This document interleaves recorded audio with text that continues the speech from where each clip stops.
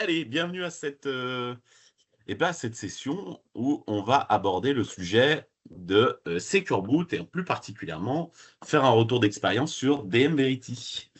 Je vais commencer par me présenter. Je m'appelle Pierre Gall. Je suis responsable produit chez The Embedded Kit, qui est en fait une marque de la société Witekio.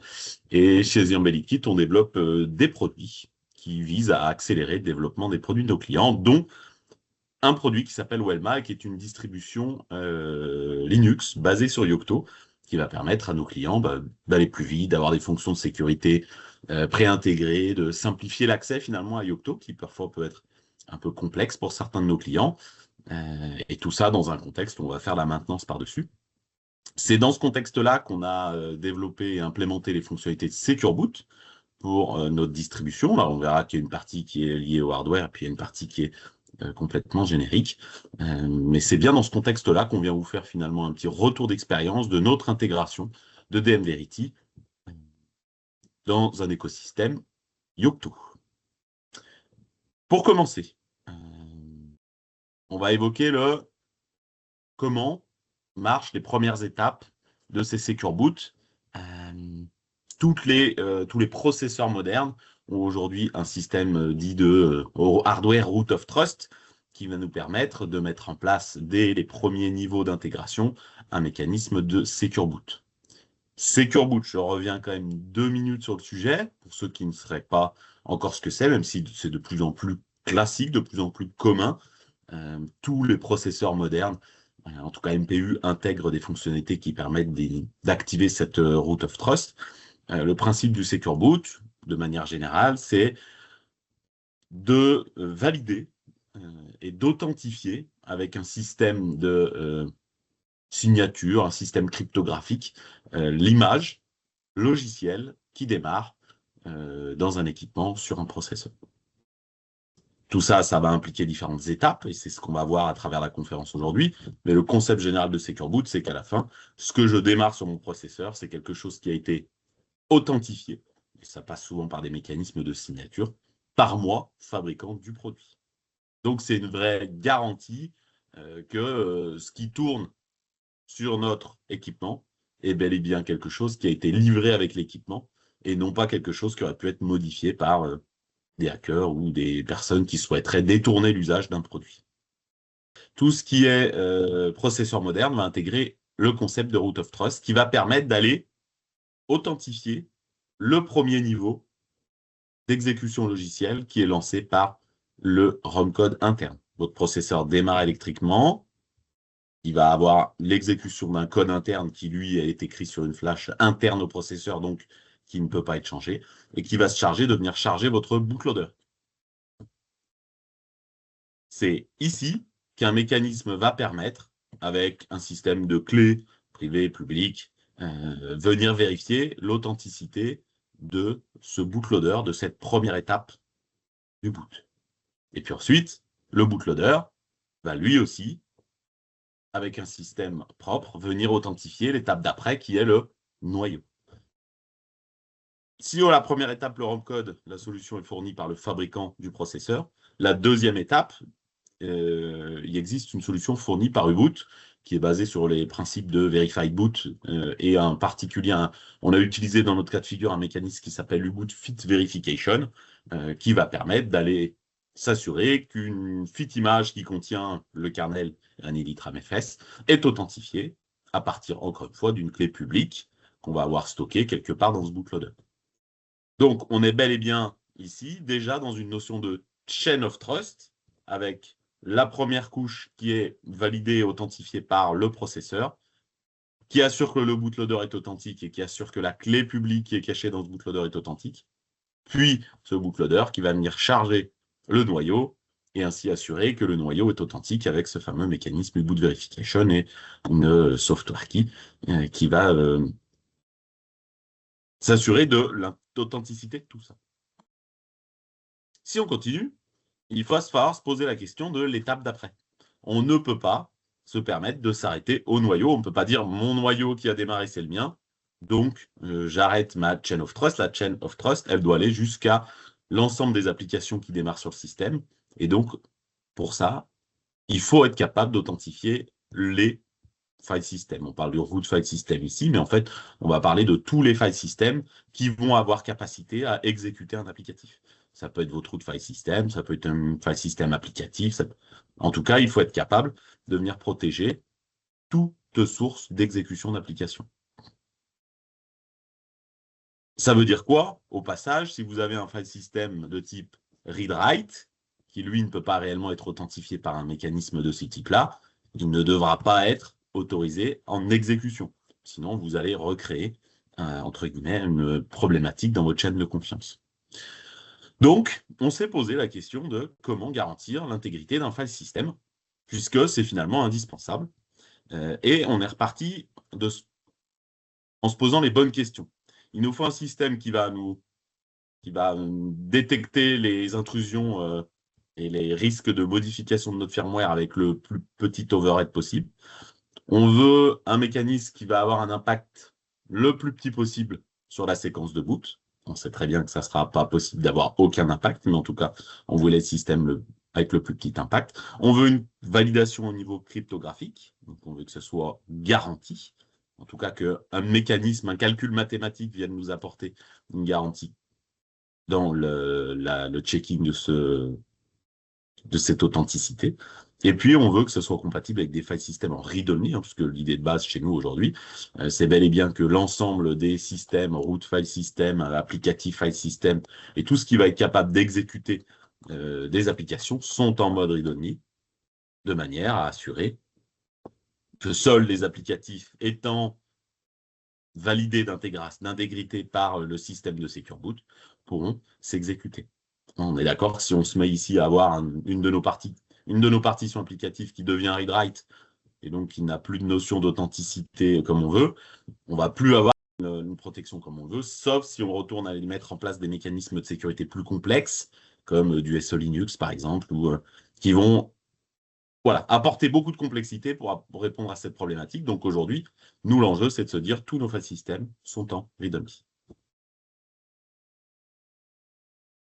L'idée de base pourrait être de simplement se dire, je vais réaliser une simple signature sur un digest, sur un hash de l'intégralité de mon file system.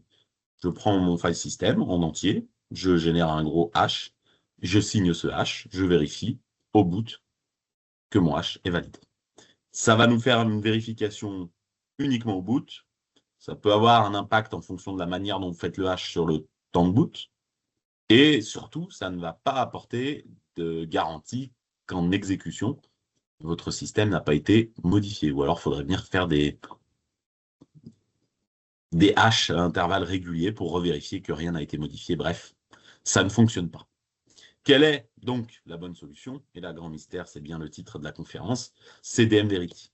DMVerity, c'est une fonctionnalité qui va permettre de faire de l'intégrité, de validation d'intégrité au niveau bloc d'un système, et tout ça géré par le noyau. Donc là, le principe de base, c'est que vous allez avoir, ça fait partie de la grande famille du framework DM, Device Mapper, hein, qui va avoir pour objectif de venir mapper vos devices réels en y ajoutant une couche, et dans notre cas de figure, une couche cryptographique qui va pouvoir nous faire de la protection. Alors, comment ça marche de base? Le principe, c'est de se dire, je n'ai pas un hash, mais je vais avoir un arbre de hash qui est basé sur un mécanisme qui s'appelle les Merkle Tree. On verra un petit peu plus en détail comment ça fonctionne sur le slide d'après.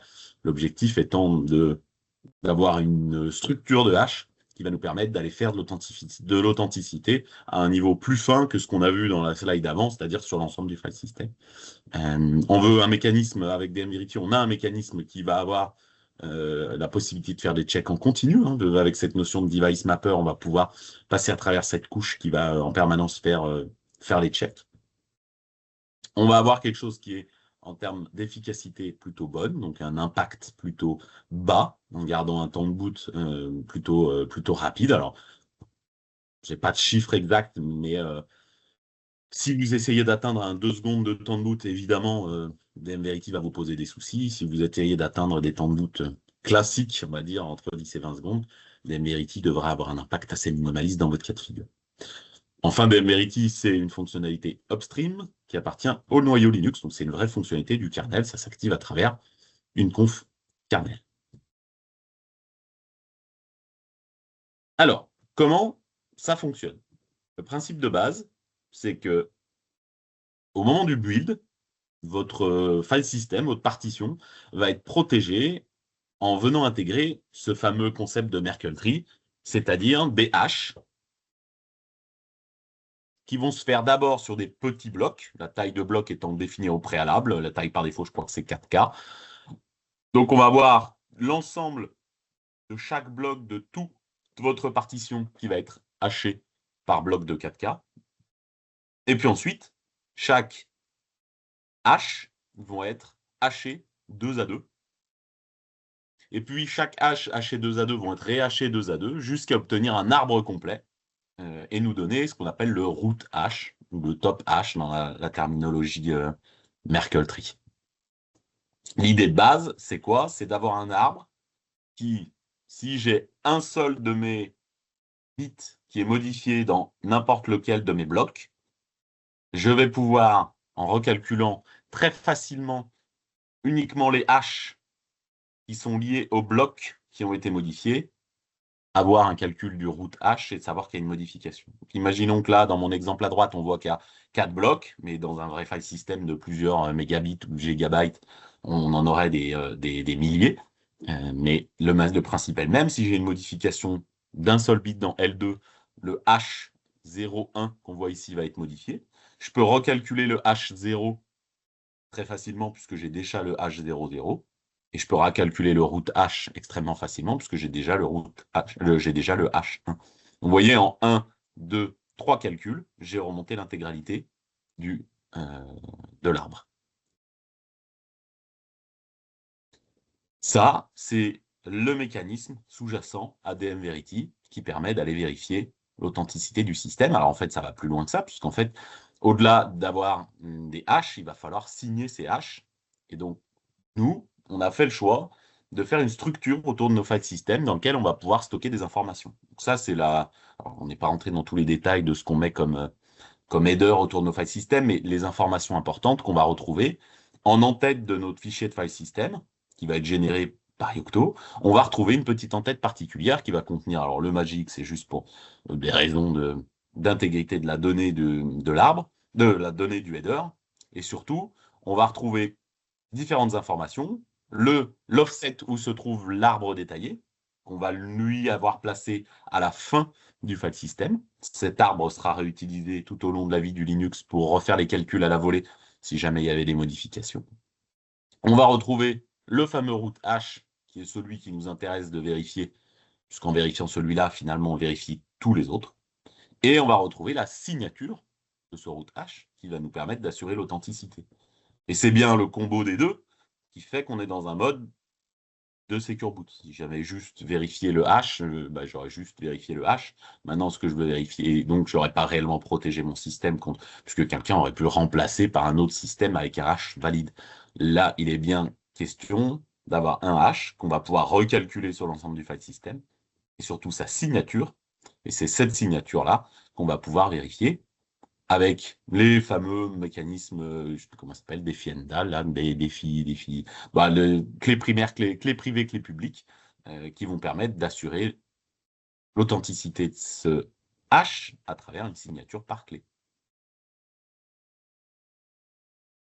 Comment tout ça se met en marche dans Yocto? Première chose, il va falloir activer la bonne conf kernel avec le fameux config dmverity égale yes. Et ensuite, nous, on a fait différentes étapes. Donc, on va avoir une commande qui va nous permettre d'aller créer le device verity à partir d'une partition donnée. Donc, cette image commande, à chaque fois qu'on va avoir activé les fonctionnalités verity sur une partition, il faut savoir que nous, on a implémenté un système de partitionnement qui se base sur des fichiers de description de vos partitions. Donc, nos clients peuvent facilement décrire leur table de partition et activer ou non l'authenticité sur ces tables de partition, au même titre qu'ils vont pouvoir activer le read-write, l'update AB ou l'update single, tout un tas d'options. Du moment où ils vont avoir activé l'option authenticité, nous, on va avoir cette image commande qui va venir au moment de la création des images, créer la version Verity de notre partition avec la table de le point Verity qui va être finalement toutes les informations qu'on va derrière stocker dans notre fichier de partition, incluant ce fameux header qu'on a vu juste avant. Au passage, pourquoi est-ce qu'on a mis ce header là attaché à cet endroit? Je sais qu'il existe des fonctionnalités kernel 5.4, si je ne dis pas de bêtises, qui va permettre d'aller stocker les hashes et les clés de vérification dans le keyring de Linux. Nous, aujourd'hui, ce qui nous intéresse, c'était de pouvoir mettre à jour des images complètes avec, du coup, l'authenticité. Donc, en incluant toute la partie hash autour d'un des headers autour de notre file system, en fait, on va pouvoir facilement mettre à jour un file system et du coup signer un file system et régénérer une image d'update qui intègre les signatures Verity dans notre système. Donc ça, c'est comme ça qu'on finalement on arrive à construire nos images initiales, mais aussi nos images d'update. À partir de le type dependencies, on va finalement générer à chaque partition associée la partition Verity. Et c'est notre flag de sub-image là, qui va nous permettre, pour chaque image qu'on a préparée, générer finalement le point Verity associé, qui est la version protégée de l'image. Donc c'est bien l'enchaînement de ces 4 étapes qui vont nous permettre d'aller jusqu'à une image authentifiée. À la fin, vous avez une image standard, un file system, et la version protégée équivalente, le fameux point Verity,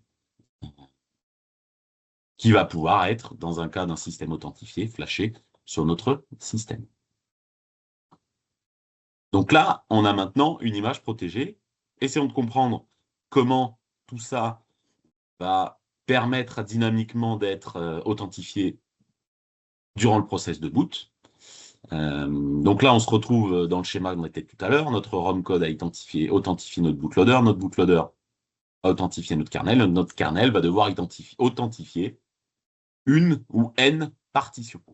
Donc le kernel va aller identifier l'ensemble des partitions qu'il a à charger. Il va devoir charger les fameux headers, les métadatas du header de Verity, qu'on a intégré, dont on connaît explicitement la structure. Donc notre système qui va s'occuper de monter les file systems va être capable d'extraire ces infos. Il va pouvoir valider que le route hash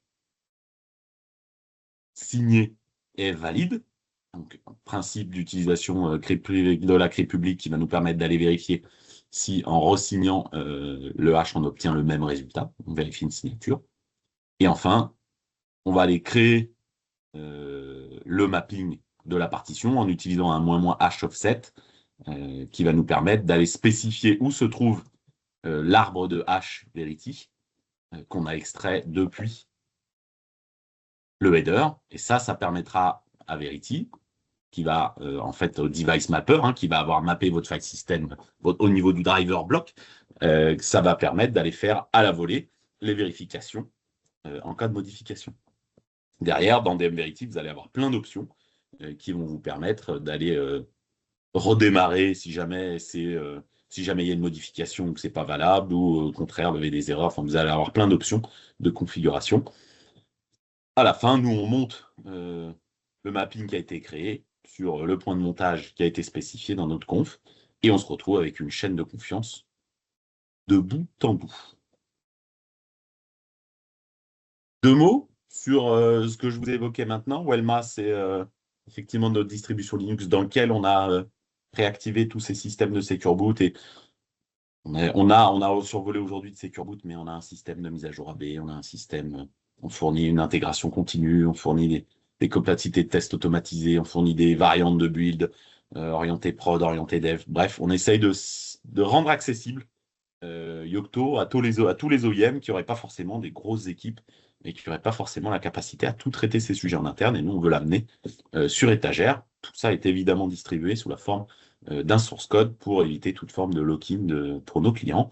On a d'autres produits dans notre écosystème, une plateforme de device management qu'on a nommée Camera qui va permettre de faire la mise à jour à distance, un outil de test automatisé spécialisé dans les systèmes embarqués qu'on appelle Pluma, et un outil de gestion des vulnérabilités qui va permettre à la fois de faire la détection des vulnérabilités applicables à un système, qui va pouvoir fonctionner parfaitement en complément d'un CV check, par exemple, et aussi une plateforme web qui va permettre d'avoir